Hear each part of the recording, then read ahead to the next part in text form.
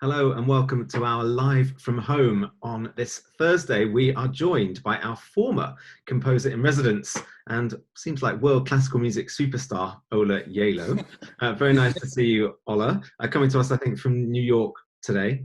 That's right. Yep, I'm Barnaby Smith. I'm the artistic director of VOCES8, and I'm here with my brother and co-founder of VOCES8, Paul Smith, who's now also our CEO. And you might have seen him on Live from Home doing his creative music making as well. Now, Ola, we toured with you back in, was that 2016?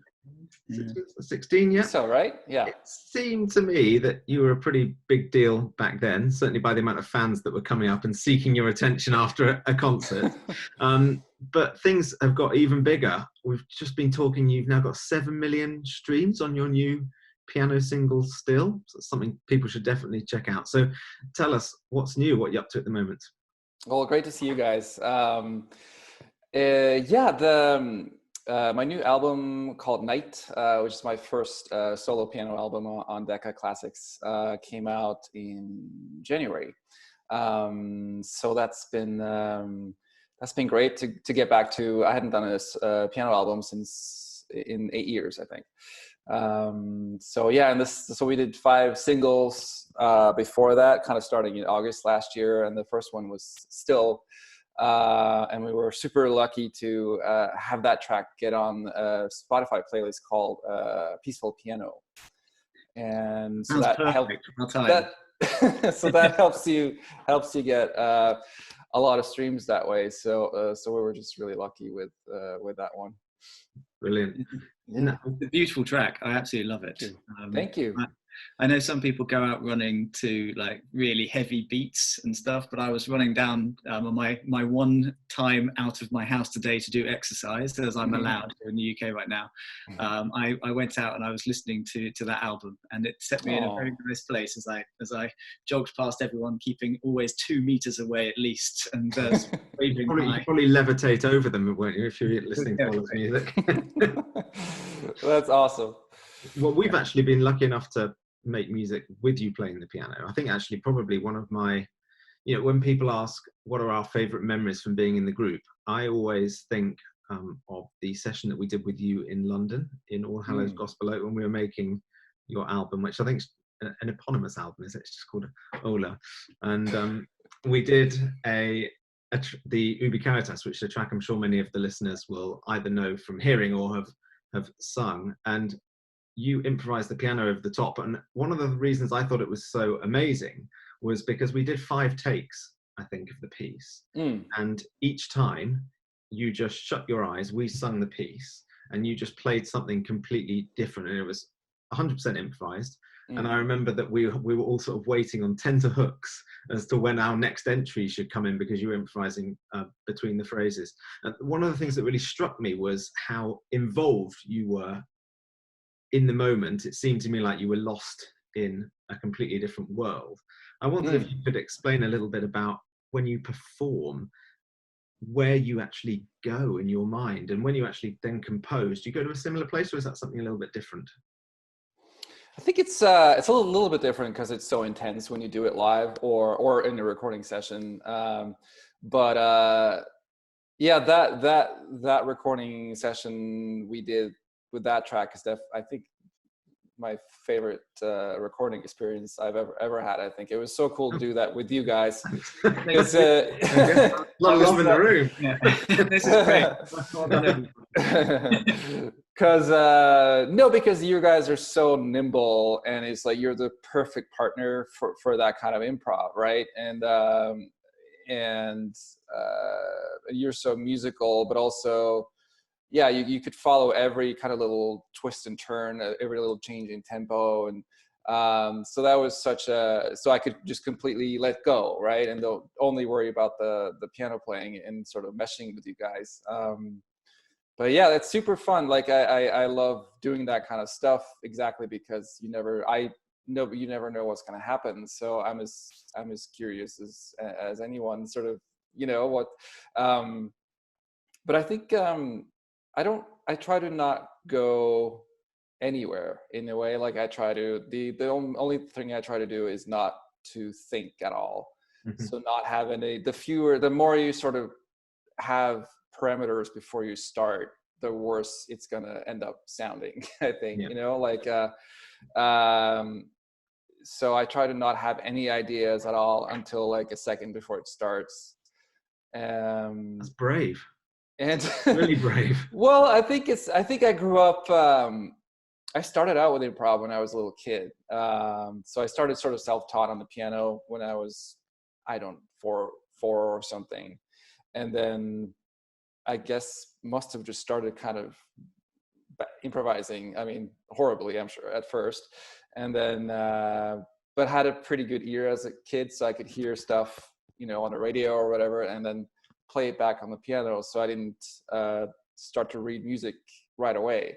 So I think that helped kind of kickstart the improv and the composition eventually thing. So it's just, I feel really at home doing that. And so it always made me way more nervous to play something by Beethoven or something, where everything has to be correct, and you can, but with improv, it's total freedom, right? So I never feel nervous doing that. It's just sort of exciting to see where it's going to lead, Well, I know that. Go on, Paul. Yeah, go. I was going to say that's what struck me every time we did this in the recording studio.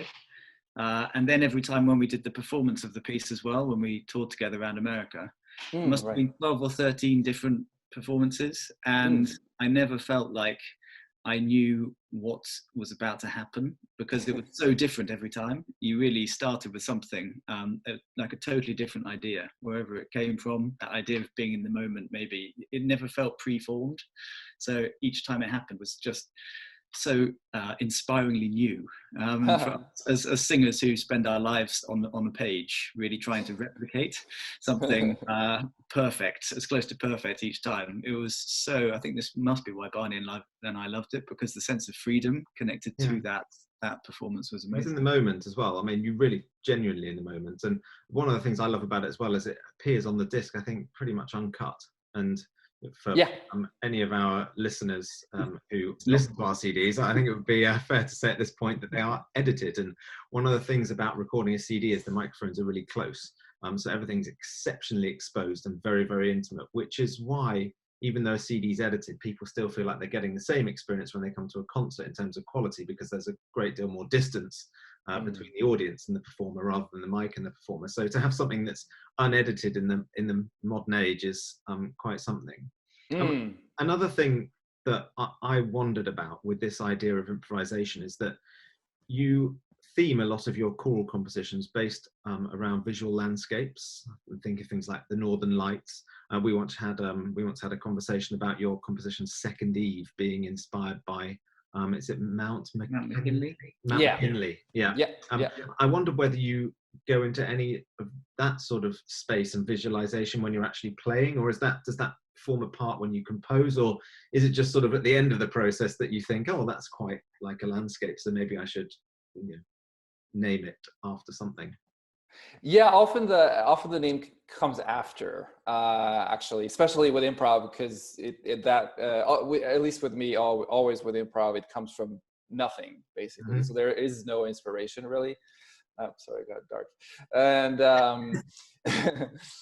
And I think so in those, like on the piano album, like I just did the Night album, all of those tracks were improvised in the beginning. So every single one just started from totally free improvisation, and then I kind of edited some of them. I just kept as they were, because they already had sort of a shape to them, and then some of the others I edited and messed around with, but since they all started as improvs, the title kind of is inspired by the music and not the other way around in a way. So it's more like, oh, this piece kind of reminds me of whatever, the Manhattan skyline or something, So in that case, other than that, it was all very sort of New York inspired, because I recorded it all in New York at night. The titles are more kind of after the fact, but with Second Eve, it was a little different, because that actually started with a photo that I loved, in some kind of art photo book that has this incredible picture of Mount McKinley. Yeah. So in that case, I actually looked at the picture throughout the whole writing process and wanted to try to like convey that sort of sense of awe that picture. I don't know if I ever shared that picture with you guys. I think you showed it to me, because whenever I sing it, I always have it in my mind. And there's this very nice alto line at the end, and I sort of, when I'm singing it, it's one of the very few times on stage that I genuinely leave I leave all technical mindset behind, and I imagine the sun coming just down behind the mountains. So you have shown it to me. I remember it. That's funny. Yeah, that line you sing on your album, which Eventide, right? Yeah. Yeah. That line you sing at the end, there's like one of my favorite things that anyone's ever sung my stuff. I just love the way you yeah, I just love the way you shape those repeated notes that go up slightly at the end, I think. That's such a great performance. Very nice to sing. When you're writing cool music, how does the process differ for you? Because obviously this idea of coming from nothing with the piano improvisation, that's one thing, but how does it work when you set to work on something that is going to be written down and performed by mugs like us? It kind of starts the same way usually as I usually always start with improv, whether it's an improvisation or an actual something that's going to be a more elaborate piece, written out piece. But I just always like to start with improv, and so I don't usually. It's not a very intellectual process, at least from the beginning. So I don't have a lot of parameters that I set down before starting or map out anything. I usually start with, I just improvise tons of ideas that I record usually on my keyboard, so I can use sample libraries and record it into software called Logic, and which is great because then you can you can use sounds that are more similar to what you're actually writing for, like voices or strings. And you can record it in the computer and listen back to all of the ideas, right? And so I just record as many ideas as I can, and then I go back and listen to all of them and cut, most of them. And just end up with the ones that light some kind of spark, right? That feels, this feels inspiring. This feels like there's an energy here that I want to keep exploring. And then I'll just start developing those ideas and kind of start fleshing it out and eventually putting them together. So it's not usually like chronological thing, like you start from go from A to B. It's usually more of a puzzle, like a patchwork. Like you might start with what just feel, this could be the ending, or this could be the middle, and then you kind of start to build around it and kind of make it all fit together. Hopefully. We spoke last week to Roxana Panufnik, who's our current composer in residence, following your footsteps. And she was talking to us a lot, and it's actually something we talk about as singers also a lot in workshops that we lead, about the place that text has in our cool music. I'm curious, the way you've just described it, where in that process does the text come for you? Is it at the beginning? Is it somewhere in the middle? You start to fit it in, or what happens? Varies a lot. Sometimes the text, comes very much first, and it completely governs how what the music is. Pieces like my Ubi Caritas, for example, definitely came very much out of the words, and I think sometimes it's more of a marriage. It's more of a kind of equal thing. It's like the text covers the music, but also I have ideas that sort of I like, so I sort of adapt the text to it a little bit. And other times the music totally comes first, and then I would find a text that really fit the syllabic or the rhythm of the music, and fit the mood of the music, you know. So in those cases, it's more about the sound than the words necessarily. But I think, and then sometimes I have Tony Silvestri, which has written a lot of. We love Tony. yeah, he's the best. Who's written a lot of text for me and a lot of text for several choral composers. And sometimes I've had him sort of write the text to the music that's already finished, you know, which I think that must be quite fun for him. Yeah, it must be fun for him. Yeah, different type of commission, isn't it? Yeah, definitely. And and he's so good at it, and he's so flexible. So it's really that's my favorite thing to do with the text part. Can I just take a moment to let our viewers know that Ola is going to be live later on this evening at 8 p.m. UK time. It's going to be 3 p.m. New York time. It's going to be live on Instagram doing a question and answer session with our tenor Blake from VOCES8. So if you've got any questions that you'd like answered, then please stick them in the comments below and we'll make sure we pick those up. And of course, it'd be great if you could log on later and take part in that event and speak to Ola live whilst he's with Blake. Ola, we've spoken a lot about your work. What about you? Let's find out a little bit more about you. You're Norwegian by birth, aren't you? So what was it that brought you over to New York? So I came to New York to go to Juilliard to study composition in 2001. And yeah, I'd never been to America before, other than the audition for Juilliard. So it was a totally new world for me, literally. But I just really fell in love with it quickly, even though it was a rough year because of 9/11. But also that also helped kind of made me feel even closer to the city and the way the city sort of came together that year in all the horrible things that happened. So so since then this has pretty much been my home. Other than I lived in London for 2 years, a bit after that.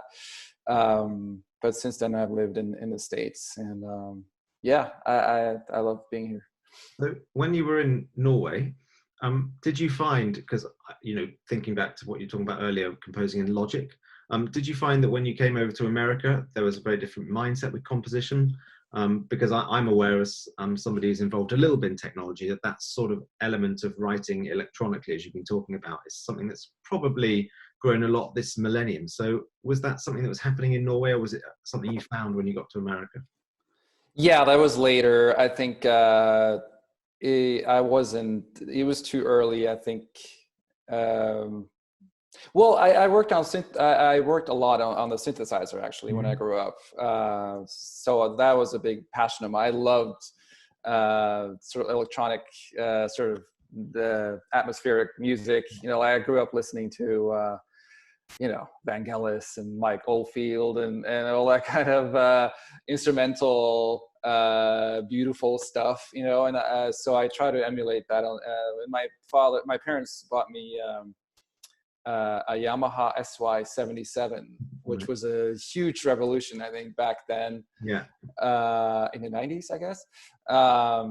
And so I wore that thing out and worked on it like every day. So, and because that thing had a sequencer, so you could sort of build kind of pretty big songs and orchestrations. So I always worked with technology that way, and I still love that. So, but I didn't start using Logic until I think I came back to Juilliard from my master's in 2004, and I took a music technology class, and then we had assignments in Logic, and I was like, wow, this is so cool and so fun. And then a friend at Juilliard, also a composer friend, introduced me to Sibelius, because I've written only with pencil before that, and so that kind of changed my life as well. I can imagine.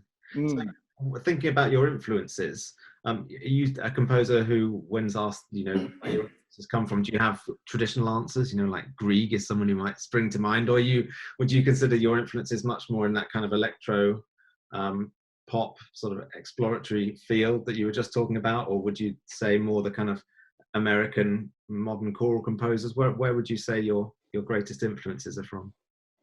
I think it's all over. Excuse me. I think it's all over the place. Very sort of eclectic. I think it's partly because of my dad is a very good amateur saxophonist, and he would play music in the house all the time, records and eventually CDs when that came out. And it would be anything from classical to pop to folk music. I love Norwegian folk music, for example. And jazz. So yeah, I grew up listening to kind of everything. A lot of Bach, a lot of Keith Jarrett. Good combo. And yeah, right. and folk. Yeah, like I've said, folk music eventually I started listening to a lot of film music, and I think a lot of my favorite living composers are film composers today that inspire me a lot. So so it's sort of all over the place. I think it's today, and we were so subjected to all kinds of music, and because everything is accessible and on YouTube and whatever, and so it's I think everything is available, so it's hard not to be influenced by everything. Yeah, cool. Paul, do you have anything you'd like to ask before I finish with some quick fire questions? Oh, you're going to get ready for quick fire. I suppose I'm just curious. You talked about coming to New York in that time that was incredibly turbulent, and now it's like we're talking to each other in potentially the middle of another one. How does New York feel right now to us in the UK? Life has changed totally in the last couple of weeks, but how's it feeling in New York right now? Yeah, it's surreal. Like it's really surreal. That's kind of the best word. Like you feel because it's weird because we just stay at home, right, all 24/7. So it's weird feeling to know like how much horrible suffering there is around the city, especially in hospitals, of course. Yeah. But where we are, it just, everything is calm, and the streets are just sort of beautiful and pretty much empty. So it's a weird sort of contrast, knowing how much suffering goes on at the same time, so many places in the city. So, and obviously, and of course, New York has been badly hit, I asked this question, we're going to look back on this interview in a couple of weeks, and everything again may have changed completely. So I know it's an impossible scenario that we're living in right now. It seems very weird, but I said at the beginning though that your music is a source of comfort. I think as I was listening, as I went on my run earlier, there was a sense of kind of being wrapped in a warm blanket and feeling comfortable and safe and somehow hopeful through the music that you create. Oh, that's nice. Thank you. So I don't like to embarrass you, public, no. But, I appreciate that. Thank you. I'm sure people are finding solace in your music right now, and I hope that will continue long into the future. Me too. Yeah. And what about you guys? What's next for you for the group? And you have a release coming out soon? Yeah, Barney, do you want to talk about that? And we've got a release coming out on the 17th of April. It's whatever the Friday, it might be the 16th of April, 16th, 17th of April. It's going to be the third volume of our After Silence project, which we've been releasing as part of the 15th anniversary season this year. Got some cool music on it. No Gjeilo, unfortunately. That was an oversight, wasn't it? I thought there should be music before. Really sorry. You've done a lot. There's plenty of VOCES8 recordings of Ola Gjeilo. Yeah. I'm curious, Ola, if you had one piece of advice, or what's the best piece of advice you've ever been given when you were a young composer? Oh God, Barney, you asked the tough No, question. sorry. That's a good question. No. That's a good question. I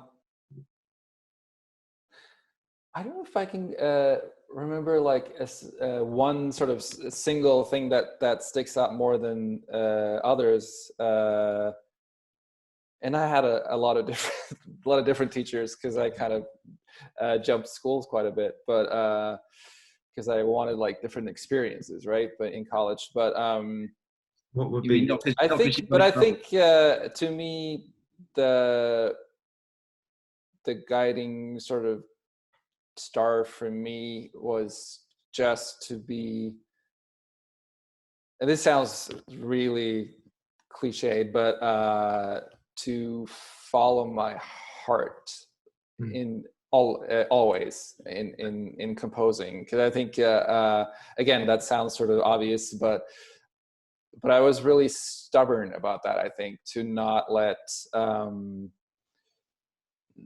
listen to my thoughts too much, all the thoughts that we so easily have, right? Just tell you, oh no, I should be doing this, I should sound like that, or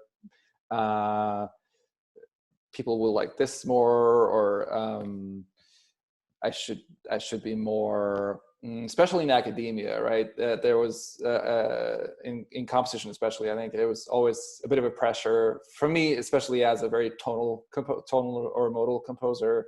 There was always a bit of a pressure to sort of push myself, as it was called, to be more edgy or a little more sort of, which is fine, but it just wasn't me. We had the same when we started. People used to tell us that we could either sing classical music or jazz pop, and that we would never have success singing both. And now I think often people's favorite concert is the VOCES8 mix show, where we sing a breadth of repertoire. So exactly, we believed in it. We believed in that as a concept, and that's a great example. I think that's always my best advice. I think that you have to be so stubborn about what makes you happy, what not trying to be something you think you're supposed to be, because then first of all you're going to be miserable, and also you're not being your true self, right? So you're not being your most original self, that is, unlike, we're all unique, right? So I think that's been the most important thing for me, which could be hard, there could be a lot of sort of pressure, most of it from yourself probably, because I had insecurities like everybody else, and so it takes a kind of a bit of a discipline to kind of just tune out all that sort of noise, and just focus on the music that what I would like to hear myself, right? And I think that's why I've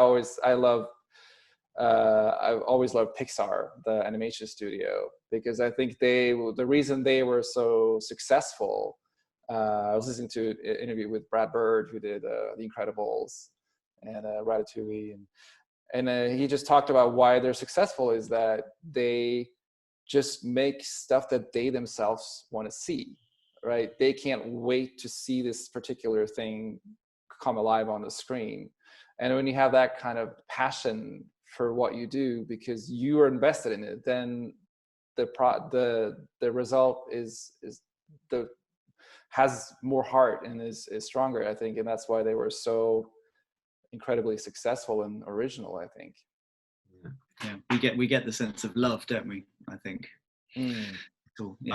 I just want to remind our viewers that Ola's going to be on Instagram at 8 p.m. tonight, 8 p.m. UK time, that is. That's 3 p.m. New York, or 9 p.m. if you're in Europe, talking live to Blake, answering any of your questions. So if you've got some questions, please either stick them in the comments below or come and write them on the Instagram live later on and join Ola and Blake.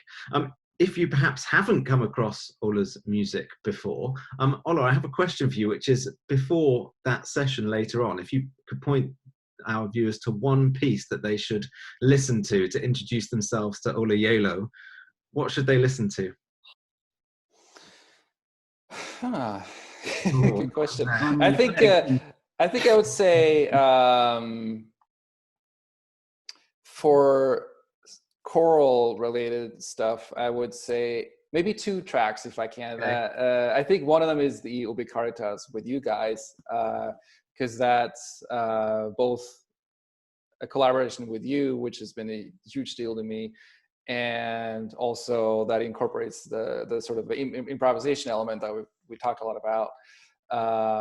And the other track is a track on the same album. The album is just called Ola Gjeilo because it was my first one with Decca. The other track is called The Lake Isle, Okay. Which is a setting of the Lake Isle of Industry, or part of that poem. And we'll put links to those tracks. Oh, cool. Awesome.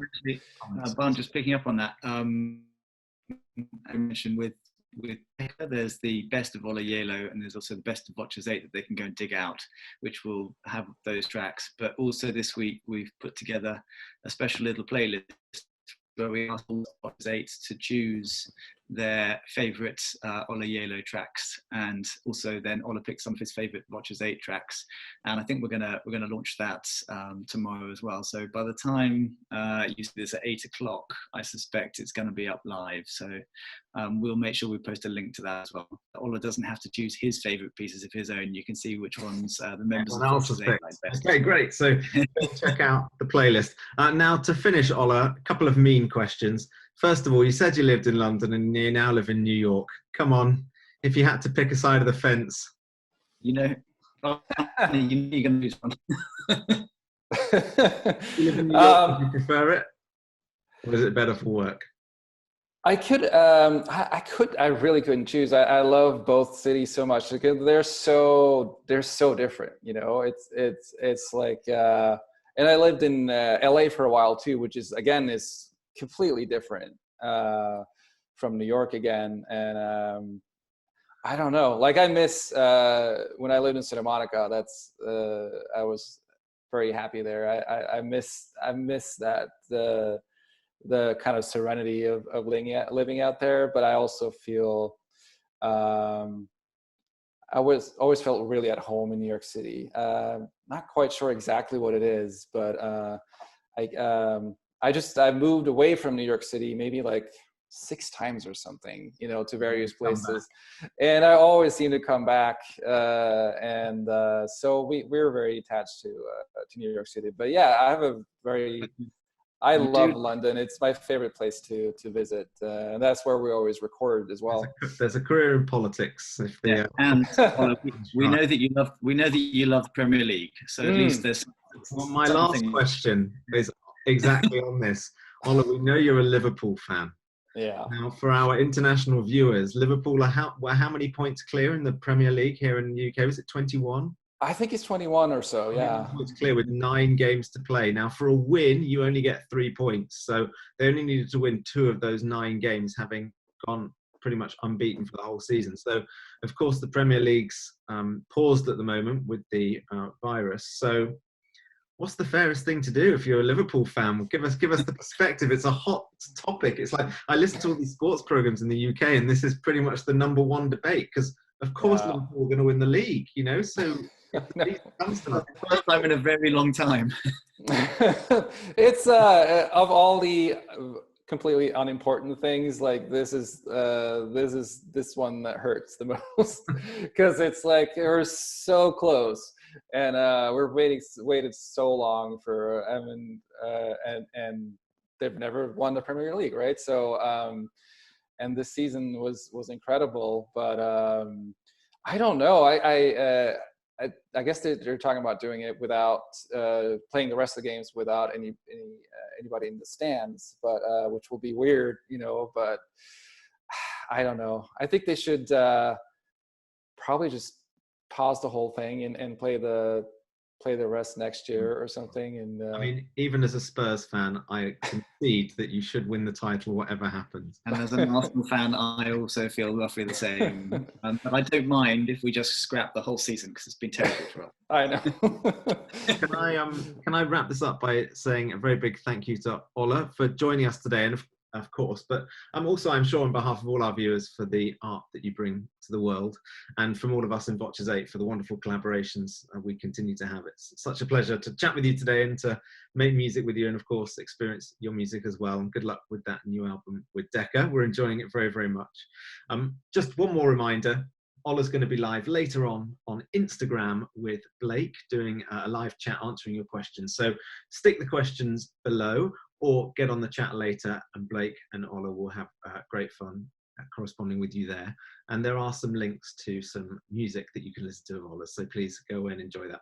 Thank you very much, everyone, for tuning in. Ola, thank you very much. Lovely to see you. Thank you so much. It's great to see you guys. It was our pleasure. Take care. Bye-bye. Bye. Bye.